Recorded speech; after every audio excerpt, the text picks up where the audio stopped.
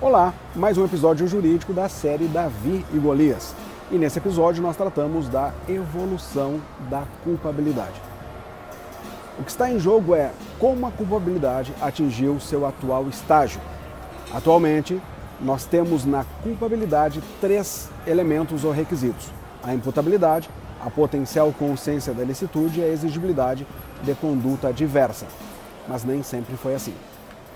No causalismo, no primeiro estágio, aquele causalismo chamado de clássico, chamado de tradicional, mecânico, mecanicista ou newtoniano, a culpabilidade era integrada apenas por imputabilidade, que à época era considerado pressuposto da culpabilidade, e por dolo e culpa, que eram as suas espécies.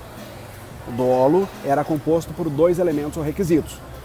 Um deles, cognitivo ou intelectual, que correspondia à representação, à consciência ou ao conhecimento, e o outro requisito, volitivo, que corresponde à vontade. Naquela época, nós tínhamos a culpabilidade apenas como um vínculo psicológico entre a conduta do agente e o fato por ele praticado. Por isso que a teoria era chamada de teoria psicológica. E o segundo estágio do causalismo, chamado de neocausalismo, neocantista ou causalismo valorativo, alguns elementos valorativos começam a ingressar na culpabilidade. O primeiro deles é a normalidade das circunstâncias. Por estudos de Frank, nós colocamos ali na culpabilidade um elemento normativo correspondente à normalidade das circunstâncias. Para Frank, aquela situação em que o gerente de banco era forçado a ir no banco para trazer o dinheiro sob a ameaça de que sua família morreria, ele não estava na normalidade das circunstâncias e por isso não poderia ser punido, não poderia ter culpabilidade. Posteriormente, por estudos de Bettiol, de Metzger, de Goldschmidt, esse elemento chamado normalidade das circunstâncias evoluiu para a ideia que nós temos hoje de exigibilidade de conduta diversa. De bem ver que esse caso hoje que nós temos de um gerente de banco que é coagido a trazer o dinheiro ou ver a sua família morta, ele tem um dos elementos da culpabilidade afastados, que é a exigibilidade de conduta diversa. E o afastamento se dá pela coação moral irresistível. Então perceba que esse elemento, exigibilidade de conduta diversa, surge no segundo estágio do causalismo, no neocausalismo, no causalismo valorativo. Esse é um elemento normativo acrescentado ali na culpabilidade. Mas não é só. Tem mais um elemento normativo que é inserido dentro do dolo, que corresponde à consciência atual da ilicitude. O dolo, no segundo estágio do causalismo, é marcado por um elemento cognitivo, representação, sei o que faço, volitivo, vontade, quero fazer, e normativo, consciência atual da ilicitude. Sei que o que estou fazendo é errado. É por isso que no segundo estágio do causalismo, nós dissemos que a culpabilidade é justificada pela teoria psicológico-normativa. Evoluindo para o finalismo de Hans Welzel, estamos em 1931, quando Welzel lança o seu Tratado de Direito Penal. O grande mérito do penalista é a transposição de dolo e culpa para o fato típico, a serem verificados junto com a conduta. Então, se até aquele momento nós tínhamos ali a imputabilidade, dolo e culpa e exigibilidade de conduta diversa, e agora não temos mais dolo e culpa, que passaram para o fato típico, sobram ali imputabilidade e exigibilidade de conduta diversa. Mas um elemento que estava dentro do dolo se despreende do dolo, que era exatamente aquele normativo, que era da consciência atual da ilicitude. Em um episódio anterior eu mostrei a evolução do dolo, dos requisitos, para que você entendesse como se deu essa evolução desde a primeira fase do causalismo. E agora eu só te mostro desse dolo migrando para o fato típico e deixando para trás o requisito normativo correspondente à consciência de ilicitude. Dessa vez, Welzl deixa ali essa consciência de ilicitude de forma potencial.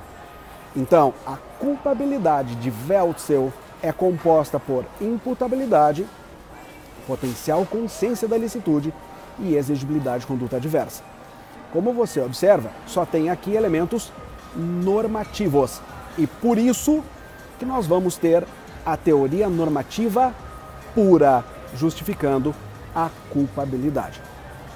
Como nós adotamos a teoria normativa pura, é preciso ainda que se esclareça como fica o tratamento das discriminantes putativas.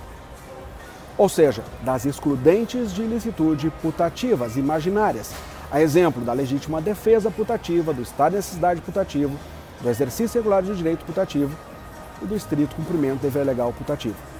Duas são as teorias: teoria extremada da culpabilidade e teoria limitada da culpabilidade. Para a teoria extremada da culpabilidade, todo e qualquer erro que recaia sobre uma excludente de ilicitude é erro de proibição indireto. Já para a teoria limitada da culpabilidade, aquele erro que recair sobre os pressupostos fáticos corresponde a erro de tipo permissivo. Você vai encontrar outro episódio em que eu trato das discriminantes putativas e eu te explico como elas acontecem, pelos pressupostos fáticos, pela existência e pelos limites. Agora, só convém esclarecer que o Código Penal, dentro do campo da teoria normativa pura, que justifica a culpabilidade, adere à teoria limitada da culpabilidade. Ou seja, aquele erro, aquele engano, aquele equívoco que recai sobre um pressuposto fático tem o tratamento de erro de tipo 20, parágrafo 1º do Código Penal. É o chamado erro de tipo permissivo. Agora, aquele erro que recaia sobre a existência ou sobre os limites de uma excludente de ilicitude, de uma causa de justificação, são considerados erro de proibição indireto, cujo tratamento é dado no artigo 21 do Código Penal. Para não deixarmos passar em branco isso, convém lembrar que o último elemento da estrutura do crime de Klaus Roxin, do seu funcionalismo moderado, da escola de Munique, não é a culpabilidade, é a responsabilidade. Para Klaus Roxin, que tem uma teoria bipartida de crime, o primeiro elemento é chamado injusto penal. No injusto penal, Roxin une tipicidade e ilicitude. E o segundo elemento da estrutura bipartida de crime de Roxin é exatamente a responsabilidade. Essa responsabilidade é uma categoria maior do que culpabilidade, porque ela abarca tanto a culpabilidade, como nós conhecemos pela estrutura de Welzl, como também necessidade da pena. Para Roxin, o direito penal só se justifica se ele se demonstrar necessário. E essa necessidade se verifica pelas teorias da prevenção geral e especial. Mais uma vez, o segundo elemento da estrutura de crime de Roxin é responsabilidade. A responsabilidade é dividida em culpabilidade, com a mesma estrutura de Welzl, imputabilidade, potencial consciência de ilicitude e exigibilidade de conduta adversa. E o segundo elemento é a necessidade da pena, que é verificada pelas teorias de prevenção. Essa é, portanto, a evolução da culpabilidade. Você que vai prestar o concurso precisa, pelo menos, saber explicar as teorias psicológica, primeiro estágio do causalismo, psicológico-normativa, segundo estágio do causalismo, e normativa pura, finalismo. E dentro da normativa pura, você precisa explicar as teorias extremada e limitada da culpabilidade e o seu impacto nas discriminantes putativas. Se você gostou desse episódio e quer receber outros episódios, eu convido que você assine meu canal no YouTube para ser notificado acerca de todos os novos episódios e também para que possa conhecer todos os episódios que já passaram. Dezenas ou quem sabe centenas, eu não sei em que momento você me assiste. Você pode consumir esse conteúdo também em podcast, direto no seu celular. Se você não entendeu bem onde encontrar, entra no meu site, daviandré.com.br, e na aba Convidados eu te explico como faz. Um grande abraço e eu te vejo no próximo episódio.